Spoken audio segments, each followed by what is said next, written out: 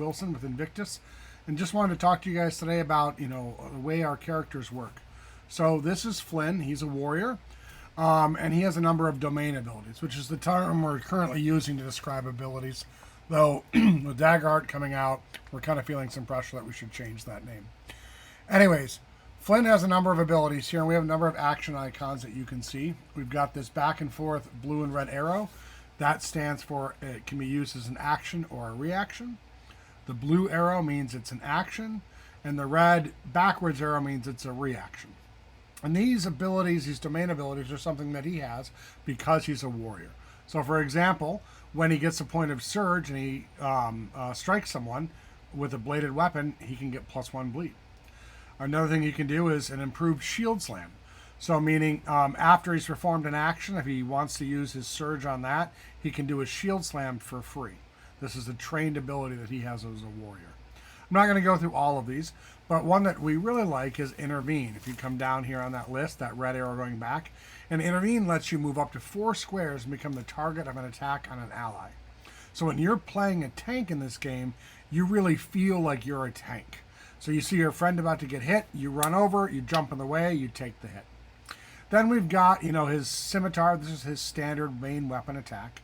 And then we've got scimitar with shield bash. What does that mean? Well, that is when you're attacking with your shield, or you're attacking with your weapon, you can use your shield to try to knock your opponent's weapon out of the way. Now, this doesn't give you a guaranteed static bonus, but if you're an astute watcher here, you'll see you go from a D10 up to a D12. So that's a boost, making it more likely that you're going to do better in that attack. For example, if you want to use your dagger, why would you use a dagger? I have a scimitar. Well, it is very easy in this game to get into a grapple situation, which means using a dagger is going to be better than using a scimitar. And so it's quite common to get into a grapple, to have 2 people rolling around on the ground, especially if they're both heavily armored, and then your stats for your dagger are there. Now, Flynn also has stats for a crossbow, but he's not carrying a crossbow around, right? We don't have the Batman utility belt where you've got 800 weapons and you pull out the one you want. This isn't the kind of game where you're fighting, you're like, I'm going to put away my bow, I'm going to pull out my sword, I'm going to make a swing, now I'm going to put it away and pull out my bow. We don't do that. But in his gear, he does have a crossbow, and so if he were to go into combat with the crossbow, he'd be able to use it. And then all these other actions that are listed down here, to be clear, these are open to anyone. In our game, what we do is we work with a big list of actions that anyone can do. And then if you're a specialist in that area, you might get a bonus on those things.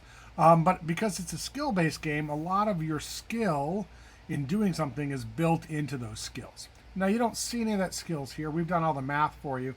This is a layout that we use for convention games. We put this in front of someone and say, here are the options we think you want to try.